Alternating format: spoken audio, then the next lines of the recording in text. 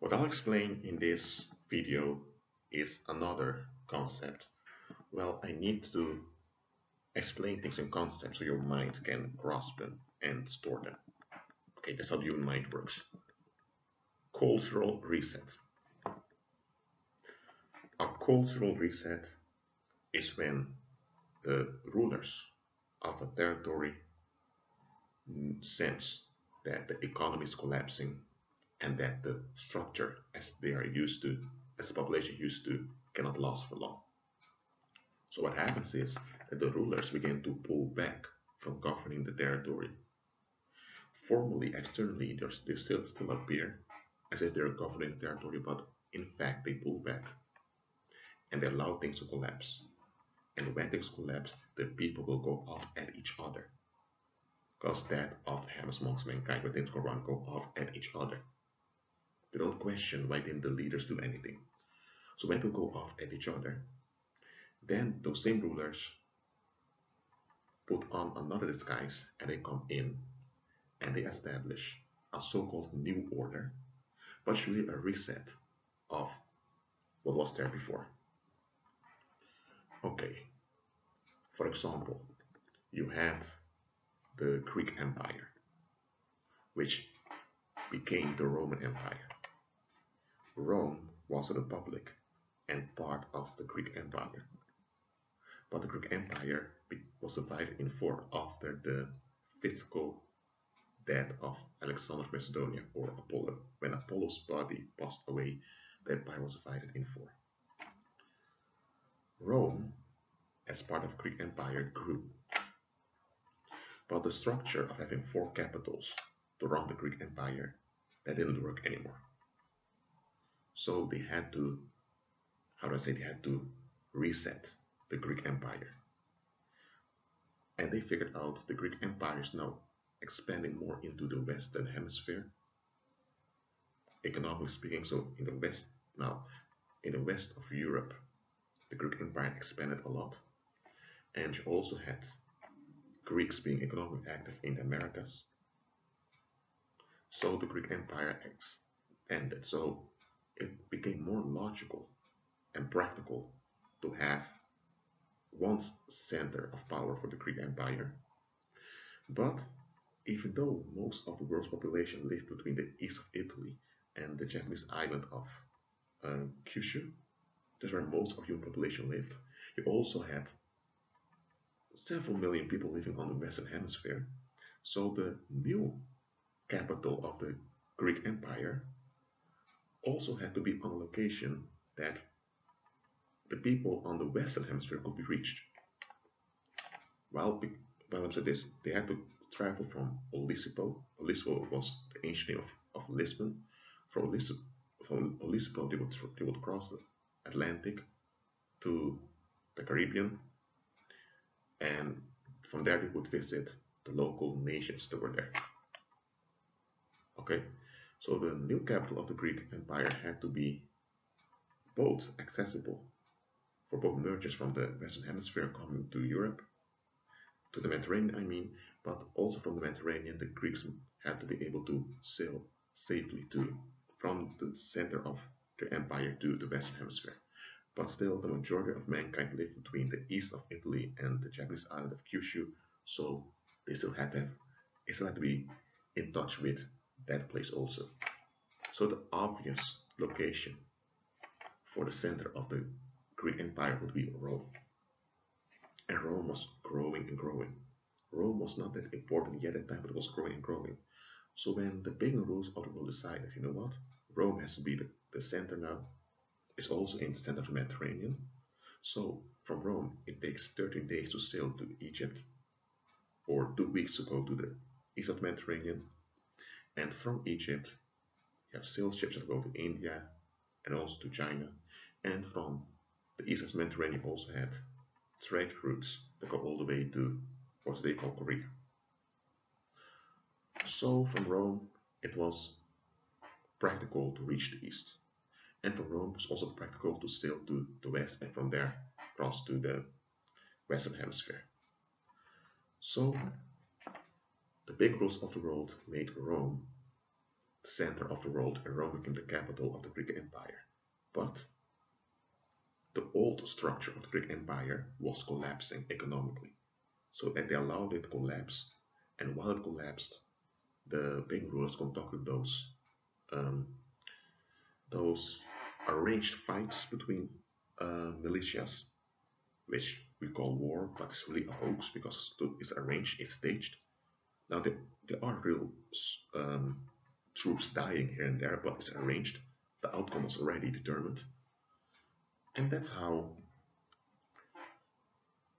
the Roman Empire was established.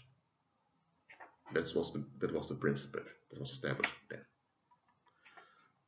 And some of the Greek mini countries had to disappear in order that the Roman Empire could replace the structure that fell apart. But the Roman Empire was really the Greek Empire renewed. But now in Rome was the capital. It was a cultural reset. You still had the same Greek culture, but it was now in a Roman fashion. You get what I'm saying? So it's a cultural reset. Therefore also an economic reset. Let me give another example. You have one Chinese dynasty, so one trans-elite family that realized that, hold on a minute, the economy of the Chinese Empire between those kingdoms, there's a big recession now, and we can't fix this because this is going down. In order to change this, we need to reset the whole economy. But the people are not going to accept this. And if we just enforce a new policy, there's going to be mass protests and resistance, and we don't have the military to deal with those people. So the trans elites, they begin to commit arson themselves, cause a lot of fires here and there. I mean, people become hysterical, and the economy collapses because of hysteria of the people. Now another trans elite family comes, so-called fix everything, and now they restructure the economy. It's a reset that takes place. So the rulers pull back, while the population thinks they're active ruling them, and they just see everything burn down. So that later they restructure everything. That's the myth of the phoenix. It's a bird that dies into flames, and from the ashes a whole new bird arises. Or, as George W. Bush said, order out of chaos. Well, which is also a theme common amongst the pagan rulers, order up cow. That's how they do it. So, now that you understand this, I want to explain the following to you. And this may help some of you who have questions concerning your historical identity. In the end of the 18th century, Spain was the #1 maritime empire. The Spanish dollar was the international currency. Britain expanded in South Asia. The Dutch were dominant in Southeast Asia, or Nusantara as the Malay people called it. Still, Spain was #1. Then you had the British. Then came the Dutch. The Portuguese were seen as an extension of Spain because Portugal fell under the shadows of Spain, politically and economically speaking. The Chinese Empire and the Japanese Empire didn't have maritime power. They were only located where they were. But then came the French Revolution, in which many French people, because the Bourbon dynasty that ruled both Spain and France, well, the Bourbon dynasty, which is a trans-elite family, they made a mess of France. They made people's lives sour over there. While in Spain, they made sure things were functioning well, because that's how those trans-elites operate. They operate in duality. They think they are the gods, and we human beings are the cattle. Okay, so they, as our gods, as they see it, have to manage both good and evil. So they do evil and they do good. because they think it's their obligation to rule both good and evil. They want to replace the Holy Spirit, who eventually works out everything for the good of those that trust Christ. Now they, being the Antichrist system, worshiping Apollo, want to be the ones covering both good and evil. So they do evil here and good there, to prove to themselves and to us that they are the gods, they know what they're doing. So in the Kingdom of France, they made a mess. While in the Spanish kingdoms, because Spain was not a country, in the Spanish kingdoms they made sure things were functioning. Now, when the people in France, because one of the three, what you're going to call Europeans, was French. So the French were a very important ethnicity. Well, okay, I don't want to say nation, that's why I use the word ethnicity, but when you look at it, the French, Germans, all of those peoples are really one ethnicity. You could call it Caucasian. Okay, but Caucasian is also a political term, that's, but okay, you get what I'm saying. The French, from the white people, one of the three white people was French. So French was also the common language in diplomacies in Europe. When they had to make contracts or business deals, they did it in French. Now, worldwide, they counted their finances in the Spanish dollar, but when it comes to diplomacy and contracts between, I would say, businesses that travel, that trade overseas, they did it in French. And many people wanted to speak French too, because French was like a status language. During the French Revolution, when France collapsed, it was a very big thing. It was like an earthquake that happened. The stability of Europe collapsed. And here's the thing, many French people began to kill one another. It was like a zombie apocalypse. Okay, it's evening now, so I need to speak a bit more slower so I won't make any articulation mistakes. Look, so France collapsed. The king was decapitated and all of that. And for a few years, this rage spreads throughout Europe. So it became so bad that the big rules realized, hold on a minute, we need to stop this. And they managed to stop it, but the damage was already done. So at the end of the 1790s, near the end of it, it became obvious that the way the world's economy functioned had to change. Because in Europe you had France, you had the Spanish kingdoms, you have Portugal, you had Great Britain over there with Ireland, you had Denmark that also possessed Norway, you had Sweden that possessed also Finland, and then you had many of the small German states here and there. The Kingdom of Prussia became the most dominant, but yet many of those shattered states here and there. Also, Italy was shattered in many small countries here and there. And yet the Russian Empire, of course, which wasn't that strong at the time. So things had to be reconstructed, because how the economy worked back then, it had to change. And what you see then is that this guy, Napoleon, I'm not sure if he was a natural man, because the transient elites often use, well, they are transient elites that often use tyrannies as their agents. Napoleon, the name Napoleon means in Apollo. Who calls his son in Apollo? That name did not exist, so that already shows you that it's an actor. Okay, this actor Napoleon appears on the world scene, takes over Italy and France, and a whole reconstruction happens in Europe. Now you have borders being drawn again. You had the Netherlands became a kingdom.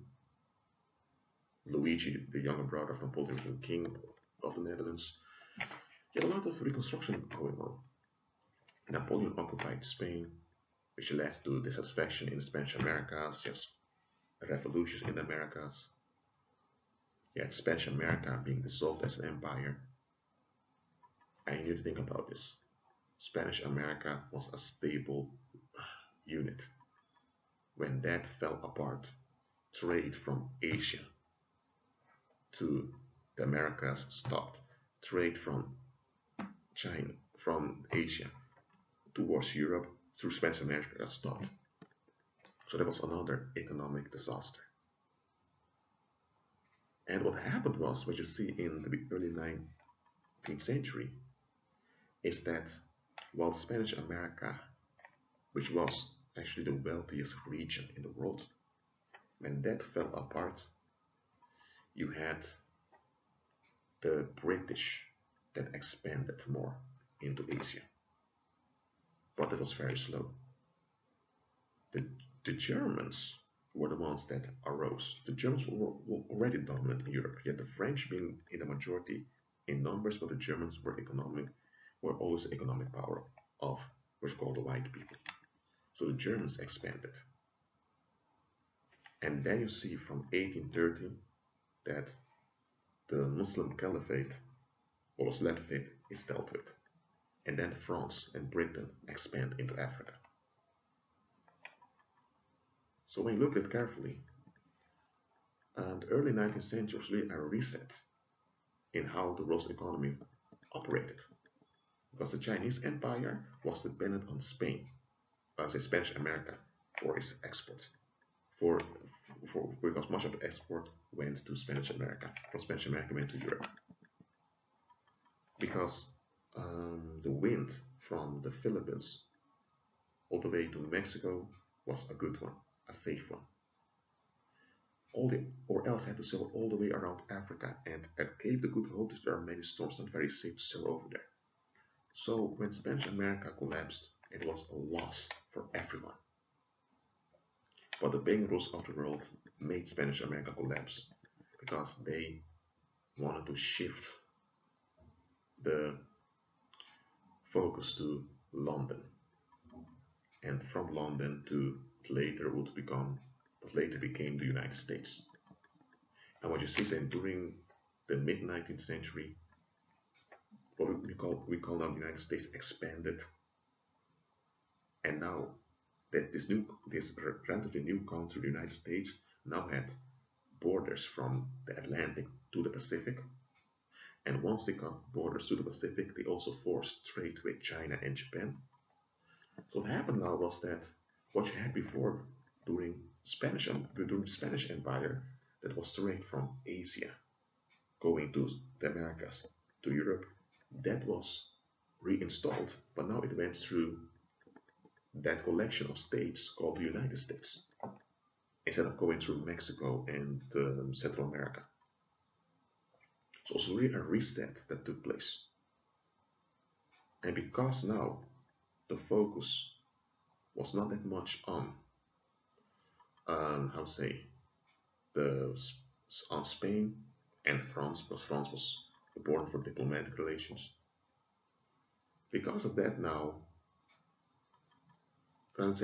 because of that the United States then could be used far more effectively for international trade, because it was not a kingdom, it was not an empire.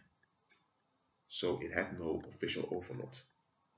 So anyone could just come here, and with here I mean anyone could just imagine in the States that everyone could come there and do what they wanted to do. And Spanish America, those republics, those former kingdoms and kingdom republics were stagnating. So they weren't that economically relevant anymore, because it now went through the United States. And that's how, entering the 20th century, United States grew as a regional power. Till after the Second World War, it became a superpower. It was a shift that took place. So there was a cultural reset that took place. Now Spanish remained very important. Just look at today, it's still important to this day. But English now became the spoken language. So the end of the 18th century, it was obvious that the reset had to take place because things were about to fall apart. Spanish America was not to fall apart, but Spanish America was part of the world system, and the world system a change had to occur. So it shifted from Spanish to British. Okay, and from British it extended to American. But it remained British, and that's how English became the spoken language. That's why now I use English to speak to you directly. If things would not have, if the reset would not have taken place in the early 19th century, I would be speaking Spanish now to you, to reach you. But I use English now because the shift went from Spanish to British. And the British Empire also fell apart because there was another reset. Because the British Empire, the whole construct was not made to last. Okay, the British Empire would have imploded in itself if it would have continued. So then, from the British Empire, the focus became on America, and slowly it's now shifting from America to the EU, but we now have the Union in Europe, and also to Asia.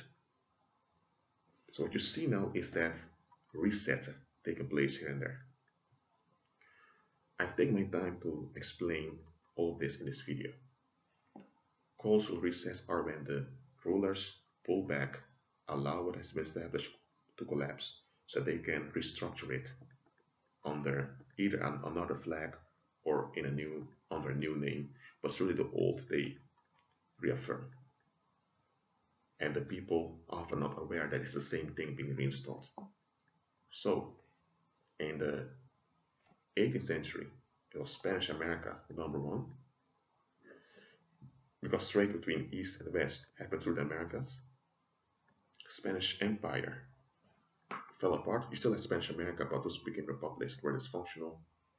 And the United States expanded to the Pacific, and now through the United States, trade between East and West continued. So a cultural reset, and that's why English became important now. Before, Spanish was important. Now English became important, and Spanish became less important. And French became important for Africa and Europe. But overall, in the maritime world, it was English now that was important. Well, I hope you get this, this not concept. I hope you understand cultural resets now, because that is what's happening now also. With what they call the migration crisis and the rise of alt-right movements in Europe, and all of that is a cultural reset. The economic crisis that began in 2008, all of that is all part of the reset. So the world is not going to end with all of that. They're just shifting things. But they need people to be afraid, so that people will notice the shift that is happening. Because many people don't want to give up how things are, to embrace how things are becoming, because often how things are becoming, it will not be in their advantage. So that's why they put all this fear out there to their false prophets, so that people are hysterical, so that when the shift happens, people don't even notice it's happening. That's how the big rules of the world do it. And this is really the shift that's happening. In the colonial era, in the 18th and 19th century, white supremacy or racism has been used to capture the minds of the masses worldwide. And now that same white supremacy has to change. It can remain white supremacy, but it can't operate in the same way anymore. So now the perceived glory of what they consider white people needs to disappear. And because whites are a minority and their numbers are decreasing, which is also caused by wrong policies that they've conducted amongst each other, now there needs to be a change here. But this white supremacist economic structure, people are used to it. They have have been accustomed to it. Even those that are oppressed by it are used to it.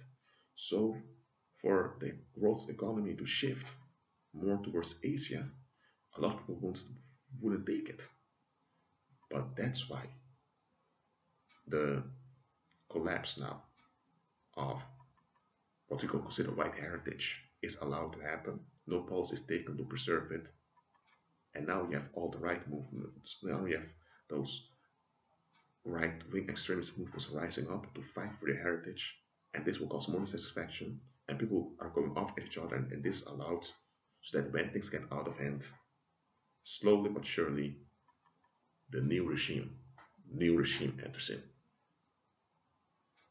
I hope this makes sense onto you. Well, I hope I've clarified to you what's going on now, so don't live in fear. I just gave you the bigger picture. Conspiracy theories, they point out facts to you, and you get lured by the facts before you know it, you're confused, and you're trapped in conspiracy theories. No, I give you the bigger picture so you know what's happening, and also use historical examples to show it onto you. 18th century, and even before, 16th and 18th century, Spain. Then, from Spain, slowly it became Britain, which was very short-lived, by the way. And from Britain, it slowly became the United States that exploited the fall of the former British Empire. Because without the fall of the British Empire, America, the United States couldn't have risen as a superpower. But now, its time as superpower is fading.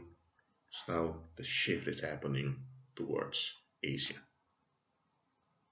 That's why you have this promotion of Asian subculture so much in the West, because that's where the economic and cultural power shift is going towards. I don't know how exactly it will work out, don't ask me, but that's what's happening now. Well, for now, agree with Christ, be at peace.